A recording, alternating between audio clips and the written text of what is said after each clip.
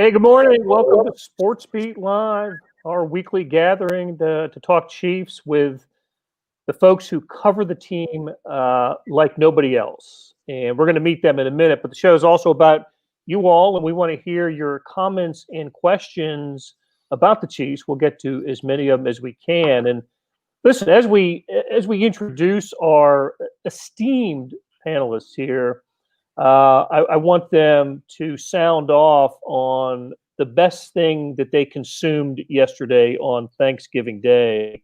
So that could be food or drink. And I want to know what Sam McDowell had on Thanksgiving Day. What was the best thing you had yesterday, Sam? We should have saved this for the candy corn segment because this is a very candy corn-like answer, but I really don't like turkey, so I had chicken yesterday, and it was great. Right off the bat. Okay. How was the chicken prepared? I'll have to call Colonel Sanders and ask for that recipe, but Oh, my God. All right. So, yeah. So we're off to a flying start. All right, Vi. Well, Blair, first I want to say that we savored the milk of human kindness. But really, it was the sweet potatoes. It was a dish that featured strong topping of, I can't remember if it was pecans or walnuts on it, but everything else was really good, including the Costco apple pie. But I kept going back to the sweet potato well more than I should have. Maybe feeling it a little bit today. For days to come, no doubt. Okay, that was Vahe Gregorian. We've got Herbie Teope and Sam Mellinger joining us, but here's Herbie. Herbie Teope is the primary beat writer for the Chiefs. And Herbie, what was the best food or drink you had on Thanksgiving Day? Hey, I had leftover Pizza Hut, baby, and then for dessert, cinnamon crunch with almond milk. Top that. Cinnamon. Well, at least you're in the season with the cinnamon. But okay, I don't know what to say about that, except I'm really sorry. Can I chime in with just something there that I think will be near and dear to our audience, that we all learned about the cinnamon crunch together as one in the house we shared covering the Super Bowl.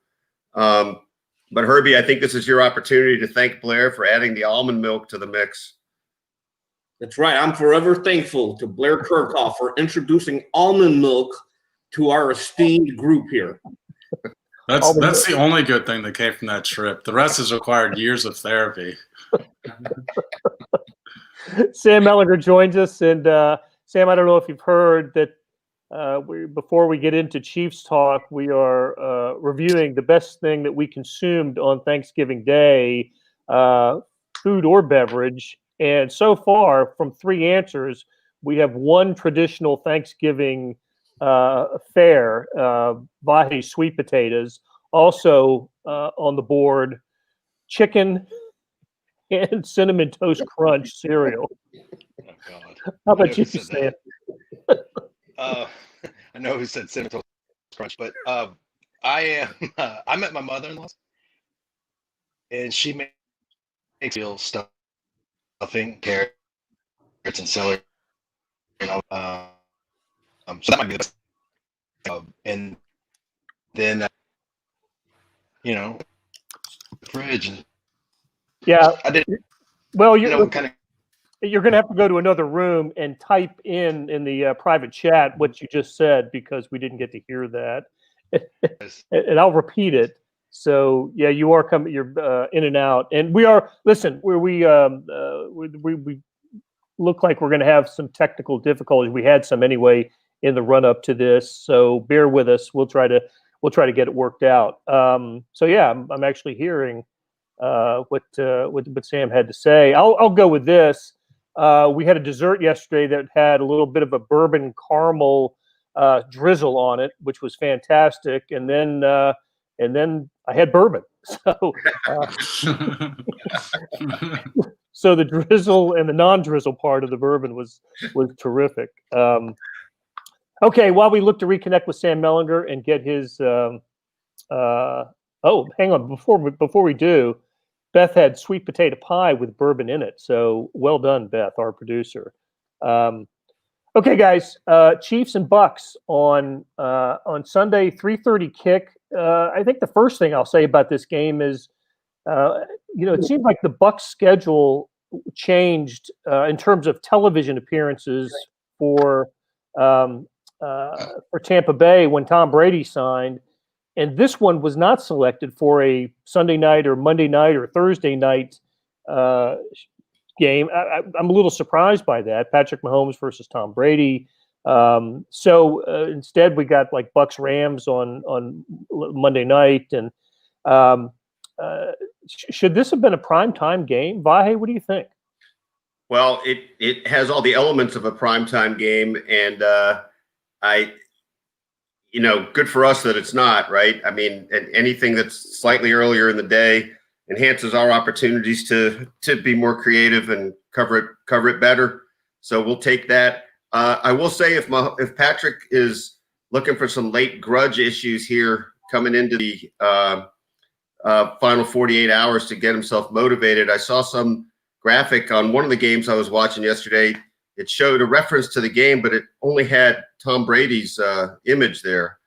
So I'm sure Patrick's been alerted to that.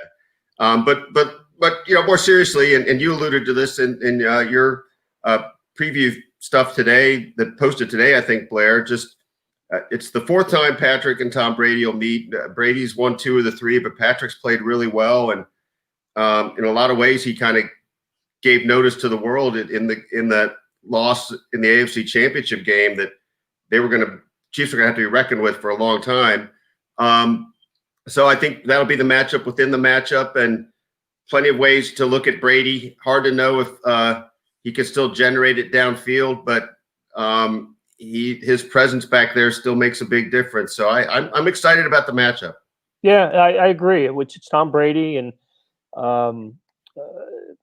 it's funny after Brady moved on to the Bucs in the offseason, we've the question was asked, were the Patriots all about Belichick or all about Brady? And so far, Brady has the better record, but the Patriots haven't been the same without them together this season. We're seeing that. So we'll get into more Brady Mahomes here in a minute. But first, I wanted to ask Herbie about, as we often do when we start the show, injury updates. And there's not much information on that front, maybe except to say we might get to see some guys back this week. At least one guy in particular, Herbie. Is that right? Yeah, the big one is obviously Sammy Watkins. 2 straight days with a full practice, and I think that's the first time he's done that since week 5. He's missed 5 games with a hamstring injury. And then last week, a calf injury popped up on the injury report on Thursday after he put in a full practice the day before, leading to him being designated as a surprise out. But it looks like, barring a setback, the Chiefs will finally get Watkins in the lineup. And that's huge because they placed Byron Pringle on injured reserve earlier in the week. If Watkins was not available, they would have been down to 3 healthy options with Tyreek Hill, McCole Hardman, and Demarcus Robinson. So Watkins is looking like he will play. So that's big for the Chiefs offense. Other than that, I mean, they had 11 players listed on the injury report on Thursday. All of them practiced fully, which is a good sign. And Friday is usually a light practice anyway, just a quick walkthrough. So if Watkins is out there, and I'll know that here shortly when I head out there, but it's looking like he will return. And it seems like we'll probably see more snaps for McCole Hardman this week. He got in the game. I didn't see the snap counts, but it had to be just a handful from McCole Hardman last week. So he had a big reception on the on the final drive. But wasn't that a matter of just not being able to work out with the team for a couple of weeks? Yeah, I think it absolutely had everything to do with it because hopefully most people remember McCole Hardman landed on the reserve COVID list during the bye week. So he wasn't activated until Saturday. And while you're on that list, you can't be around the team. So he did not put in any practices. But he was forced into action in the second half after Pringle suffered the ankle injury, and he ended up playing 17 snaps on the game.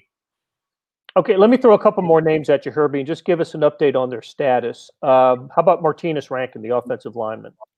Hey, he practiced fully. He's not showing up on the injury report. He was activated off of the reserve COVID-19 list earlier in the week as well. So the fact that he's not on the injury report means that he will be available as well. Okay, and how about Stefan Wisniewski back with the Chiefs for the stretch run, just as he was last year?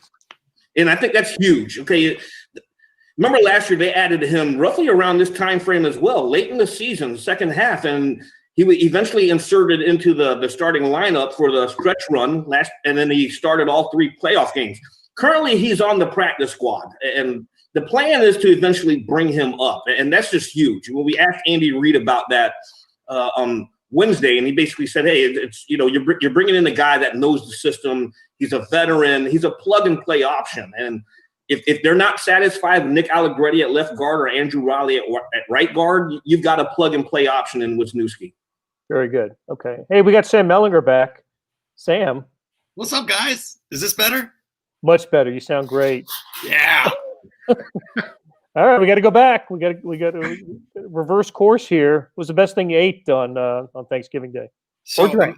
Yeah, I'm at my mother-in-law's, and she makes like the legit cook it in the turkey bread and carrots and celery and whatever else magic you put into a turkey to make stuffing, like the real stuff. And so that's the best thing I'll eat all year. And then I go to the fridge, you guys, this was before the stuffing, but I go to the fridge, get yourself a beer, and I open up the fridge and it was amazing. I just hear this, yeah, I didn't know what you'd want, so I just got a bunch of Tank 7. I said, that'll do. That'll do. Oh man, the defaulting to the Tank 7. That's a Thanksgiving miracle. Yeah, it really was. Yeah, it was a good night. Very good. All right. Hey, let's talk a little bit more about Chiefs and Bucks. But before we get into the looking ahead, let's look back to the Vegas game on Sunday night. So the question I think that all Chiefs fans want to know is what we think about this defense. And the question would be, do the Chiefs have a Raiders problem specific?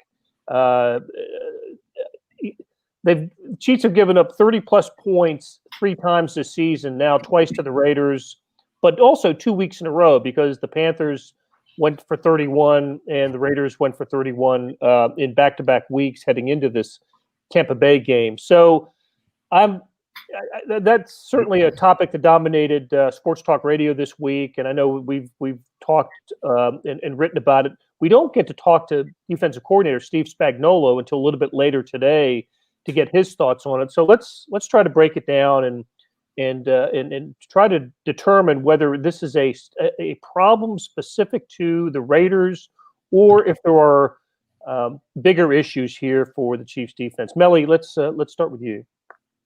Well, first, let's all agree that the Raiders are a good team. And so there's a lot of the other 30 teams in the NFL that are going to have a Raiders-specific problem, right? That being said, I think that they do present some problems that line up with some ways to beat the Chiefs, and namely the weapons, and especially speed on the outside and the ability to protect Derek Carr. If you look through the Pro Football Focus numbers on week-by-week pressures, the Chiefs are not producing like less pressure than most teams. They're right in line with what the Raiders typically give up. The difference is that it's less than what the Chiefs typically produce. And that Chiefs defense is built from the roster construction to the scheme, the play calls, everything Spagnuolo does. It's built for pressure. That's where they spent the money and the draft picks. The back end, other than Tyrann Mathieu, is kind of, we'll just have some guys. And so that's the biggest problem. And so that part of it is, specific to the Raiders because they protect Carr well enough and they have the weapons on the outside. And that is something that Chiefs are going to have to deal with. Blair, just to build off that point, I mean, so Chris Jones actually had 5 hurries on Pro Football Focus on Sunday, which is more than he's had in any game this season.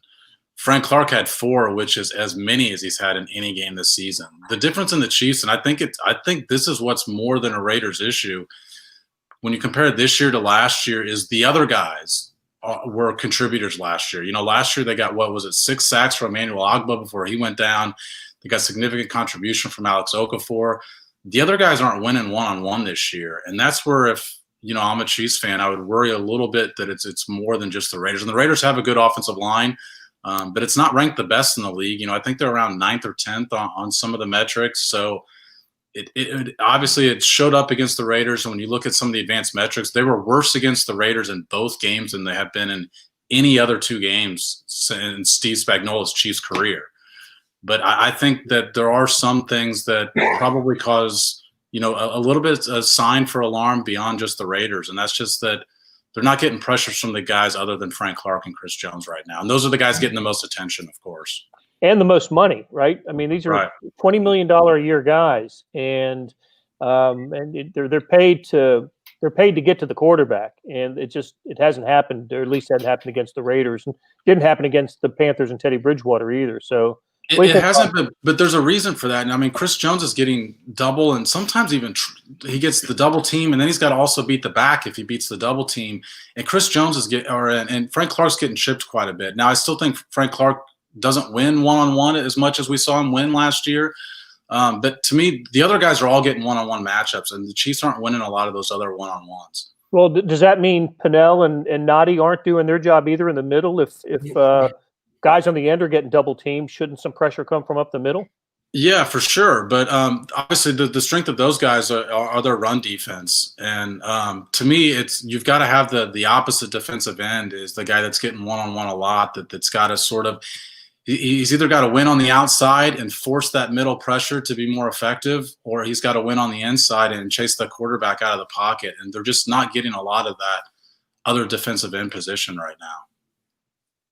It's a large concern, as both Sams have touched on. Okay, in the first 8 games, the Chiefs defense limited opponents to 20 points or less in 7 of those 8 games. And I'm a firm believer in once is a fluke, twice is a habit. In the last 2 games, it's been a habit of bad defense. 62 total points, 799 total yards, 9 big plays defined as 20 yards or more in those 2 close contests. And that's just not a recipe for winning. McDowell had nailed it. Okay, when you talk about Nadi and you talk about Mike Pennell, they're space eaters. That's what they do. They're the kind of defensive tackles, the interior defensive linemen that are not going to command the headlines because their job is to take up the space and funnel all the action to all the players around them. And that should allow the linebackers to flow to the ball. And we're just not seeing any of that right now. Let me go ahead, Vahe. Oh, I'd only add, just kind of a fusion of what all 3 of these guys have pointed out. I mean, I do think there's a little bit of a specific matchup might be the wrong way to put it, but matchup thing with the Raiders going on here. They scored 54 points in their first 5 quarters of the season against the Chiefs defense. I mean, that's horrifying. That's unbelievable. But it feels a little bit like kind of rock, paper, scissors. Like it's very specific in some ways to, as Sam Mellinger pointed out, some of their strengths really just happen to play right into some of the Chiefs. I don't know if weaknesses is the right term, but at least vulnerabilities. And some of these, the real question is how much of this is going to be more widespread and duplicatable, if that's a term for everybody else. So I think some of it's Raiders specific, but I really do think also that it exposes some broader concerns, obviously, for the Chiefs. Whatever it is, because as all of us know, the NFL is all about trends. I mean, and smart offensive coordinators, smart defensive coordinators, smart head coaches spot the trends. And this is a bad 2-week trend that we're seeing out of the Chiefs defense. And they're going to have to fix it in a hurry because I almost said Patriots. The Buccaneers, they can push the ball downfield with the weapons that they have. So if you're starting to see a bad trend from the Chiefs defense, and there's a quarterback who can take advantage of it, you got to right the ship in a hurry here before you head down to Tampa for Sunday's game. It's a great test at the right time, too, because Brady's better than Derek Carr, but he's just another guy that if you don't pressure him, he's going to kill you. And if you pressure him, he's going to throw some really bad in it. He's going to look 43 years old. You know what I mean? It's just like if you could pick the right opponent for this moment of the Chiefs season, I think the Bucs it's just a really interesting test in a lot of ways. Herbie mentioned it, the defense trending the wrong way. But let me throw this stat at you. The Chiefs right now are 7th in the NFL in points allowed defensively. That's really good. They're 15th in yards allowed. Those figures and their ranking in the NFL would be the best for the Chiefs in any of the last 5 years.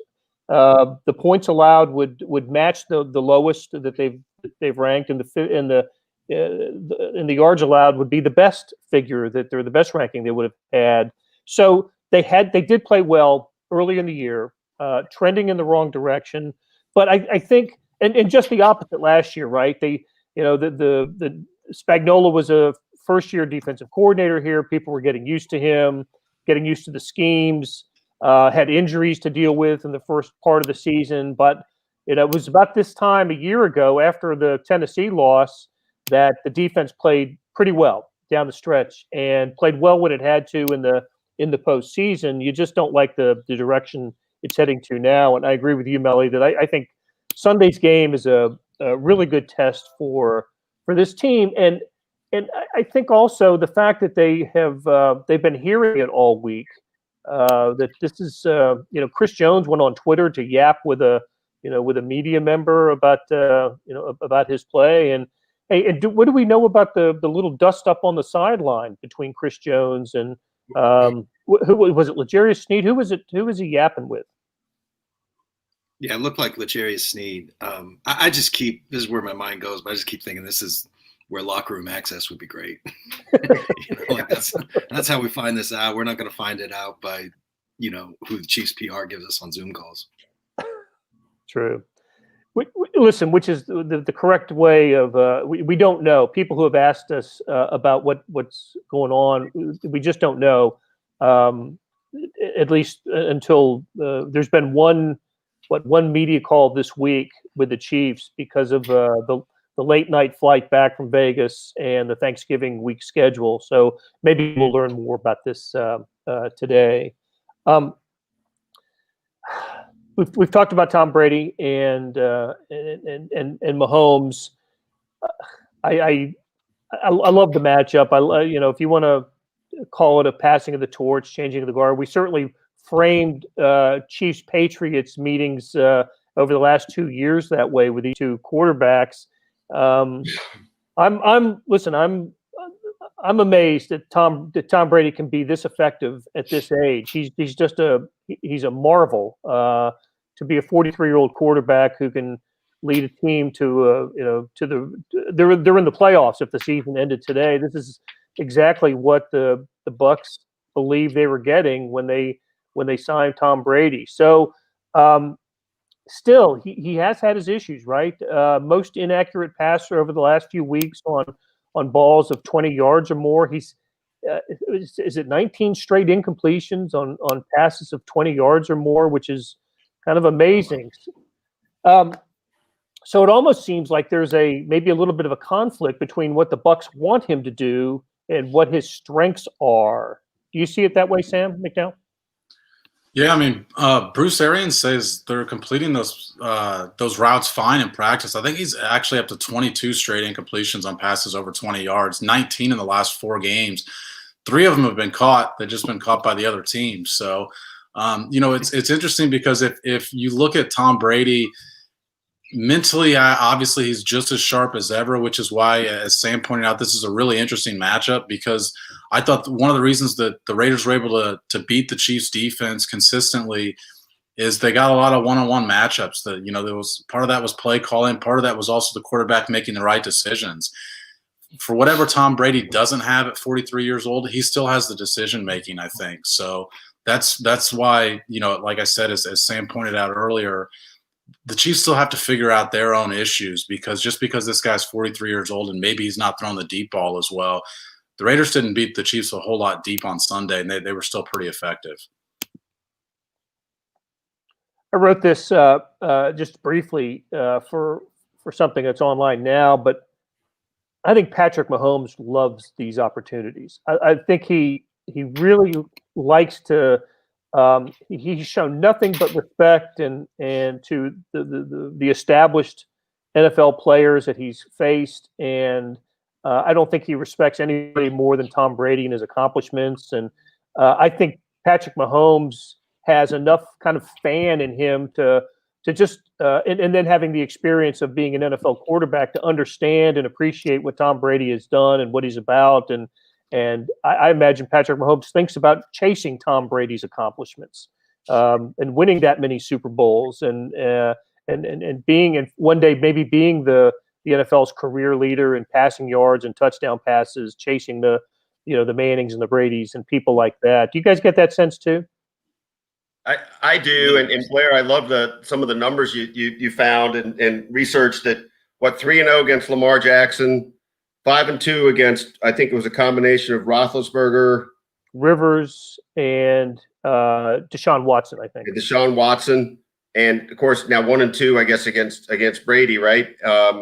So I think along the lines of some of the other stuff we've written about Patrick, how Sam McDowell wrote last week about how he's not gonna lose twice to anybody in a season, and we've certainly all found different ways to look at the way he motivates himself and the things that get him excited. It's a long season, and finding ways to get yourself into each game is even for the hyper talented guy that he is, that's a part of it. And I think this is right up his alley. I mean, I think this is exactly the kind of game he does live for, as you said.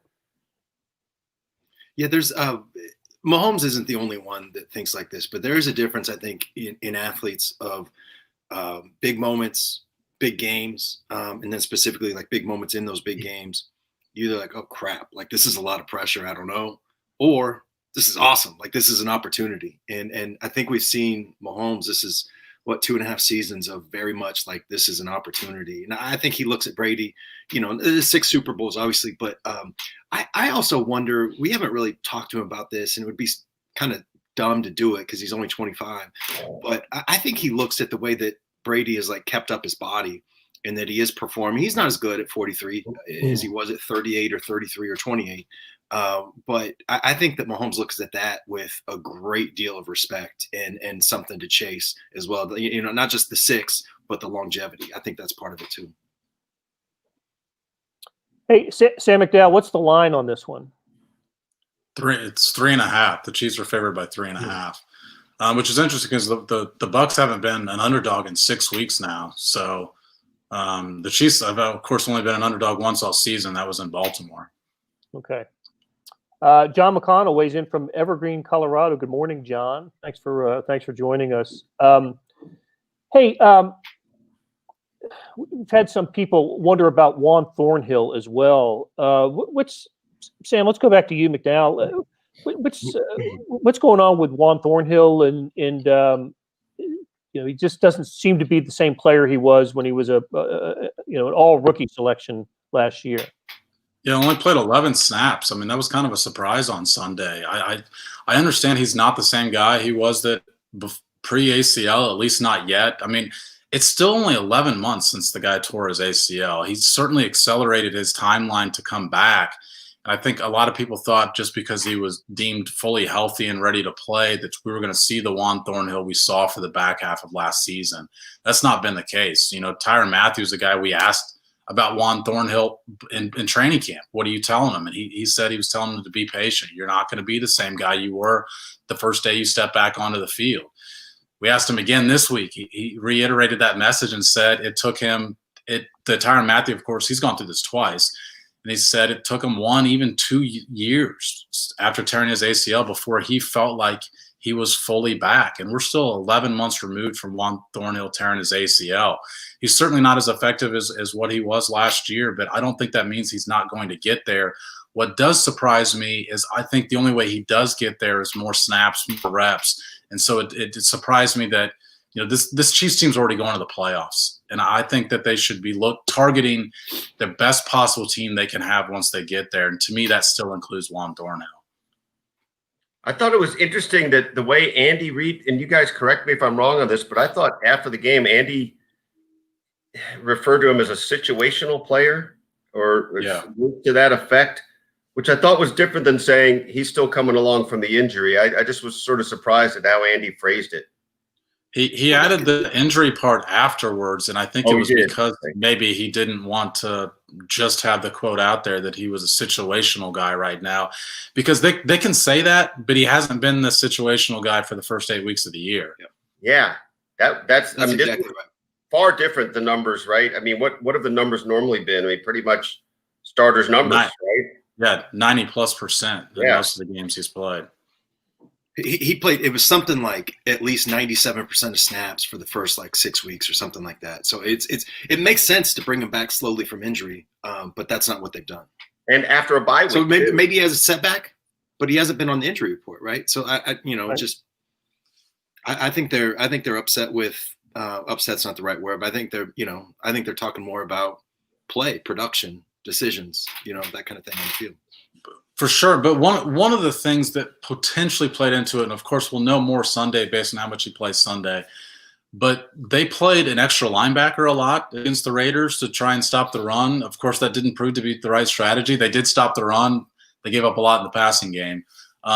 And so they took away that deep line. Juan Thornhill is a lot of times the last line of defense. They kind of took away that last line of defense in favor of the extra linebacker. Maybe they thought it was a matchup thing, but again, there was no game plans last year or even in the first 2 months of this year that did not include Juan Thornhill on the field. Right. Well, and that's how you get Dan Sorensen and Tano Passanio on Darren Waller, right? I mean, it's not an advantageous situation for the Chiefs. Twice, Tano's on the when you look at, I always go through and look at the receiver versus defender matchups every week, and it's surprising when Tano's credited with giving up 2 completions in any game. That's right. When 90, if you look back, that play, the Witten play, the touchdown, pretty damn good coverage by Tano. He was right there. He put his long arm, through. I think he even got a fingertip on it. It was good coverage by him. He is athletic, but he learned it from the Bob Sutton days. He was asked to be in coverage quite a bit. Well done. Probably raised his hand in practice. Coach, I've been asked to do this before. I can do it. Yeah, some folks have asked about DeAndre Baker and when we might see him. Sam, any idea? I think it's potentially more likely after what we saw on Sunday than I probably would have said before Sunday. Tyrann Matthew said he looks good in practice. Of course, the Chiefs aren't allowing us to talk to Baker because he's on the practice squad, so we can't actually get a feel for what he's been doing to try and stay. The guy hasn't played football in a year. So I think that's a major question, to throw him in the stretch run when you've got guys that are in form, and all of a sudden you've got a cornerback especially, that hasn't played in a year. And these are things that we might not know until Sunday, right? Until they're on the field and practicing, and we don't know until 90 minutes before the game what the inactives are for that game, or who's even if he has been activated. So from the practice squad. All right, hey, what do you guys think about? I'm going to ask Herbie this. Herbie had to leave to get to practice, but last night, after that embarrassment of a game between the Washington Football Club and the Cowboys, we were supposed to be able to switch over and watch the Steelers and Ravens. That game's been moved to Sunday, and with Lamar Jackson's out with COVID, the backfield for the Ravens is out. I think they've got 4 players. That's as of 10 after 10 Central Time this morning, and if they can't play that game, I'm not sure what the options are. There's no all the buys have been just about every team's buy. I know the Buccaneers have a buy after the Chiefs, but just about every other team's open week is done. Steelers and Ravens don't have a place on their schedule for this game. What might happen if the I can't remember in my lifetime. Vahe and I go back to the to the Bart Starr days of the NFL. I don't remember a forfeit in the NFL. What's going to happen if Steelers and Ravens can't play? And this has implications for the Chiefs too, right? Because a Lamar Jackson led Ravens team looking to avenge an earlier loss, could have I think could have resulted in a loss for Pittsburgh. Well, at first, it was good for the Chiefs. If that's all you care about, it was good for the Chiefs that game was postponed and not played on Thursday with all the cases that the Ravens had. But a lot of people were like sort of snapping back at the Steelers. Some of their players got on Twitter and other places and sort of complained about the game being moved when they've taken care of their business and like critical of those Steelers players. I totally get that. I think that's how they should have felt. Like they've taken care of their business and they got kind of screwed earlier in week, was it 3 or 4, when they were supposed to play the Titans and burned a bye and now have to play. I totally get where they're coming from. And in the last, what was it, like a week ago or 2 weeks ago, everybody was talking about the expanded postseason. Right. In case of, and that's why they did it. It was in case of, a thing exactly like this. So I'd imagine that that's where it's going. I don't understand why they can't just push the postseason back. Like, there's no reason that it has to be on that specific schedule. I'm sure TV has something to do with this, but people are going to watch the Super Bowl no matter where it is. The Bucs Stadium is going to be open for the Super Bowl, no matter when they want to play it. So that's what I would do. But it seems like they've got this other plan in place for situations like this. The league has mentioned the possibility of a Week 18, and they would eliminate the bye between the AFC and NFC championship games and the Super Bowl if they had to do that. I just always come back to this. The NFL is the one sport that had the advantage of time. They weren't in season when this pandemic hit. Like the rest of them had to adjust on the fly. The NFL should have foreseen this coming. I thought they should have put in 18 weeks at the start of the season, added an extra bye for most teams late in the year to account for this. You could have adjusted the way you did some things early in the year. You had to have some teams play on Tuesday. Obviously, we've seen 3 Chiefs games adjusted. The tricky part is the Ravens are supposed to play on Thursday, right? I mean, they're supposed to play the Cowboys, I think, on Thursday night next week. So if you've got to move this game to like a Tuesday or a Wednesday, I mean, you're kind of stuck. You'd have to move that game as well. It's just, the NFL could have added some layers of protection for some schedule arrangements, and they just chose not to do it. I don't know whether they thought this wouldn't happen when the world told us this was going to happen. But here we are. It's the winter. It's November 27th right now. We still have 5 weeks left in the season. There's no telling what could potentially have to be adjusted over the final 5 weeks. There's a there's a really interesting accompanying question here too, and it's sort of beneath the bigger picture, which is, okay, how do you do the greater good for the health, right? I mean, you got to be thinking about that first at all times. But the interesting subset of it is there's every week it seems a team has X amount of guys that are out with COVID, right? And thus they're at a competitive disadvantage because they've missed some guys from COVID. But if you get so many guys that you can't play, then that competitive disadvantage is pushed off or rescheduled. And it's just, if you look at the season as a battle of attrition, there's something just kind of fundamentally off with this whole way we look at it too, because people actually seem to feel like, well, it's Lamar Jackson, so the Ravens can't play. Now, I realize there's other numbers there, and that's part of it. But I think people actually think that there's chances games get moved just because of personnel being so high profile, so marquee. And meanwhile, if you get guys on the line that aren't as visible, that doesn't matter as much. I'm not articulating this at all the way I want to, but I do think there's a competitive thing that's kind of overlooked in the shadows of this. There's some consistency questions too. I mean, like, do you remember, was it 3 weeks ago, 4 weeks ago? The 49ers had like 7 healthy players, and the NFL just made them play. I understand, like, some of those were, actual like football injuries. As well as COVID, but it's just there just seems to be a little bit, and there's no perfect answers, like even good answers left 9 months ago, but there's just there doesn't seem to be any consistency with how this thing is being handled. I mean, one of the reasons you've got more guys on the COVID list is based on this contact tracing, and to me that goes back to what Sam said initially, which is the Steelers are upset because they felt like they took care of what they're supposed to take care of. Contact tracing is included in that. So you're not supposed to have outbreaks if you follow the protocols. We should mention this. The Chiefs are now changing the time of their availability for us when we are going to be talking to these players starting this week. We used to talk to the players about 11:45 every day.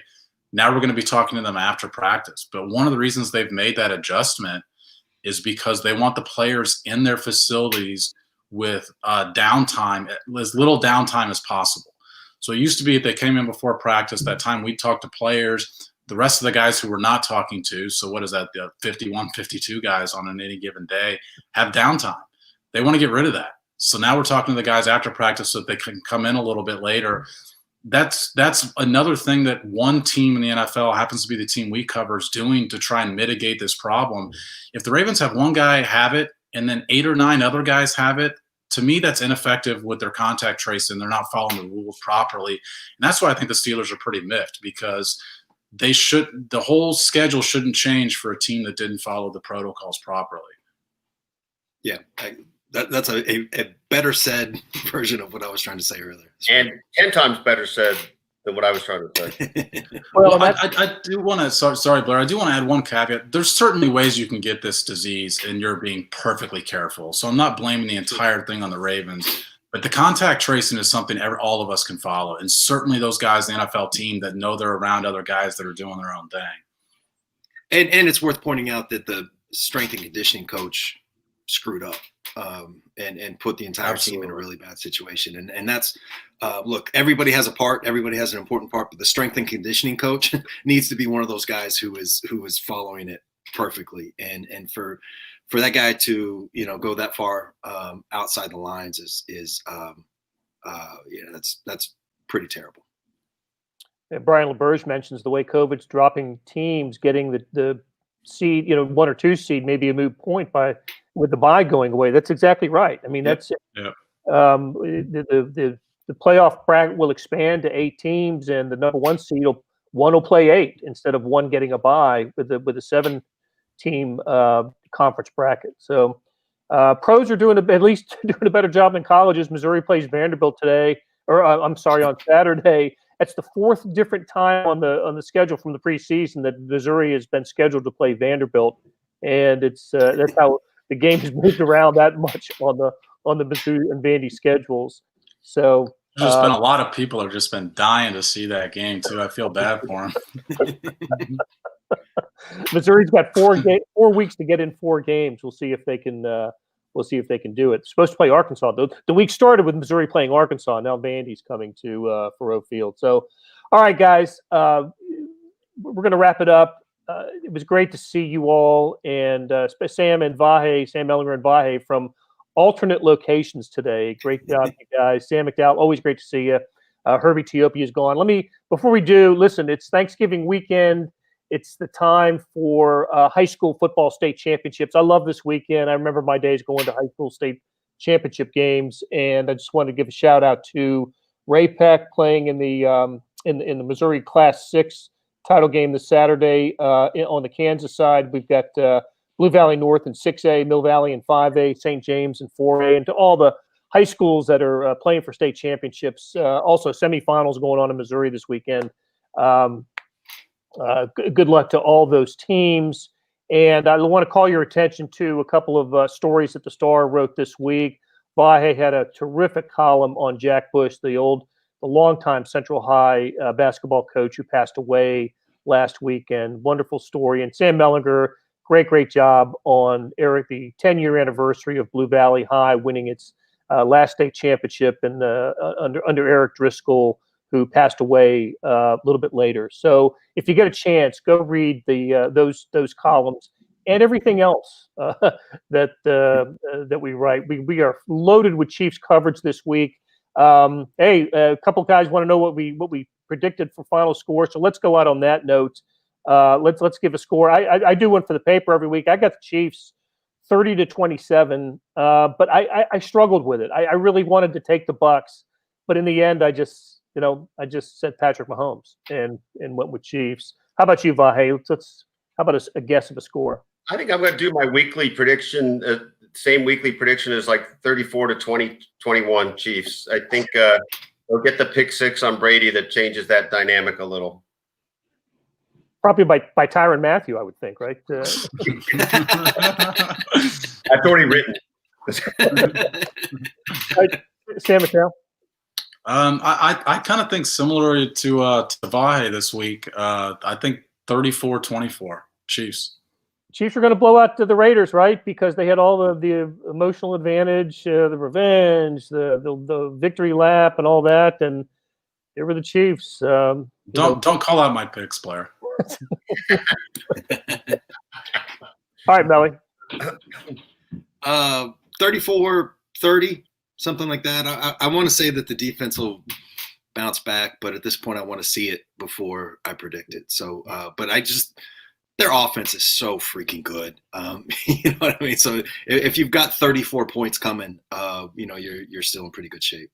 I was going to say the Chiefs defense has given up 31 each of the last 2 weeks, and the Chiefs have won both of those games. So Right. They just Mahomes you to death with this team. So, all right, guys, and for Beth Welsh, our producer, you guys have a great rest of your Thanksgiving holiday weekend, and we will talk to you after Sunday's game in Tampa Bay. Thanks, guys.